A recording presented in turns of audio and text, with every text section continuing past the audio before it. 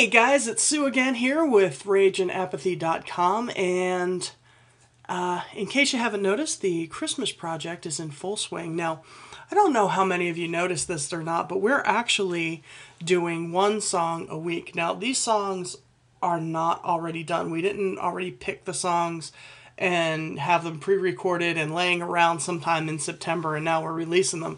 We're actually grabbing one song a week. I'm rearranging it. I'm putting it together. I'm shooting Aaron a bass line that I've written for him.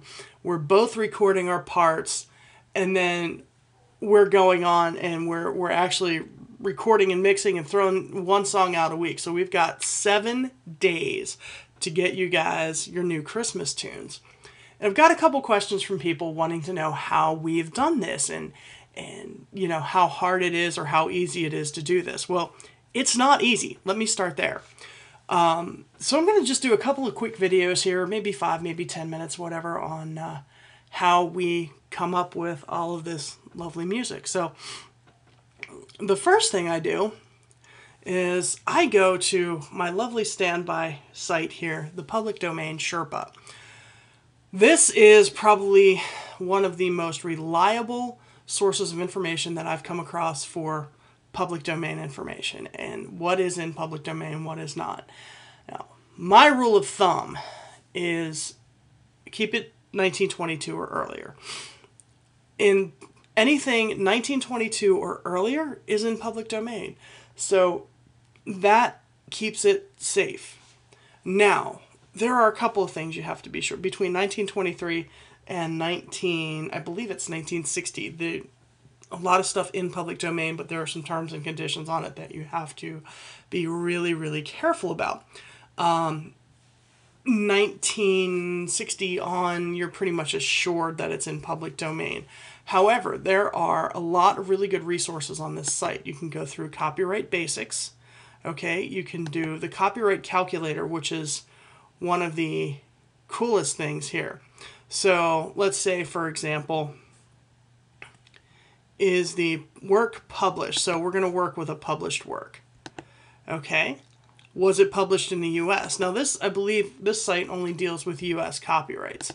So yes. And it was published in 1895. Whoops. And it's in the public domain. So this is a really great calculator. If I were to start back and reset, and let's do something, you know, in, let's say it was not published in the US, and let's say it was 1797. Pretty sure this is going to end up being in the public domain, but you get the idea. This will get you this will give you an idea of whether or not you're allowed to use this material that you find. Okay, was it published with a valid copyright notice? There you go. So if you do a yes, and then was the copyright renewed? Now here's where you have to start doing all kinds of research. For me, having to do one song a week and having 7 days to find, rearrange, record, and mix, package, and send the song out, you know, for me it's easier, just 1922 or earlier. But, you know, if the copyright was renewed, then obviously it will enter the public domain in 2056. So, lots of great information on here. Diagrams, okay, U.S. works, non-U.S. works, misconceptions, copyright fraud, books, maps, sheet music, the one I'm interested in, and then, you know, they have a lot of songs. They have some links to, you know, they have some links to actually get some public domain sheet music. Okay, here are some of the basics. Looks like this has actually been updated fairly recently because I actually use a lot of these. But just to make sure, if I'm going to do a song, let's say I'm going to do some guitar music. I want to take some early guitar music and rearrange it. So I'll do guitar. I always look up sheet music because, you know, if you look up tabs or something, then you run the risk of getting somebody's interpretation or somebody's arrangement of something, and then it's no longer public domain. Because although the original piece is public domain, they can copyright their arrangement of it. So I always make sure I look for public domain, and I always make sure I look for sheet music. I've done Mean Tone before. The great site here.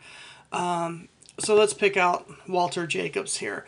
So Walter has this lovely thing. Now what happened here is this was just scanned in. So if you scan it in, it doesn't do anything to the copyright. It's still in public domain, and you can tell here 1895, still in public domain. You can download it, and might be nice to send the guy some love if he did take the time to scan the stuff in. So yeah, make sure you donate on stuff like this. These guys spend a lot of time and effort on this stuff. So let's go ahead and let's just open this up in a new tab. Okay. And here we have, well, that didn't do much, did it? Oh, it was still downloading. Sorry. Haha. All right, so let's go into Mean Tone, and now I get the download indicator. So, wow, that's big. Oh, I'm going the wrong way. So I've picked this up, and now I have my whole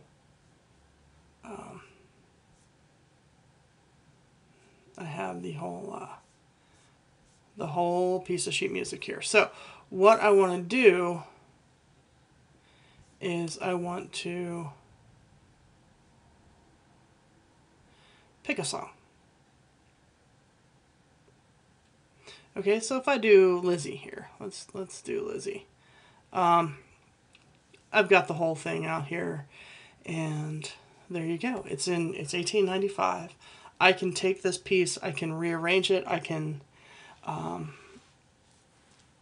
can do what I want with it. I can turn this into a heavy metal piece. I can do whatever I want with this. I can record it. I can turn it into a MIDI file. Just make sure that it is public domain. Make sure that you are not picking up someone else's interpretation of a public domain piece, and make sure that you are actually allowed to use it. And again, US, if you keep it 1922 or earlier, you should not have a problem. All right, guys, there you go, publicdomainsherpa.com, and you want to make sure you check out, I used meantone.com, and just check them out. Make sure, have some fun with some public domain stuff.